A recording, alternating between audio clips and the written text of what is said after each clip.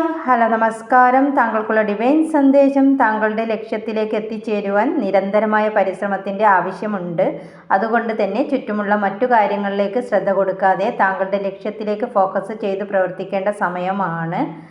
മനസ്സിനെ മറ്റൊന്നിലേക്കും വ്യതിചലിക്കാതെ താങ്കളുടെ പ്രധാന ലക്ഷ്യത്തിലേക്ക് മാത്രം ഉന്നം വെച്ച് പ്രവർത്തിക്കുക. എന്നാൽ മാത്രമേ താങ്കൾ ആഗ്രഹിക്കുന്ന തരത്തിലുള്ള വിജയം സാധ്യമാകുകയുള്ളൂ. ഉത്തരവാദിത്തങ്ങൾ സ്വയം ഏറ്റെടുത്ത് പ്രവർത്തിക്കാൻ തയ്യാറാകുക.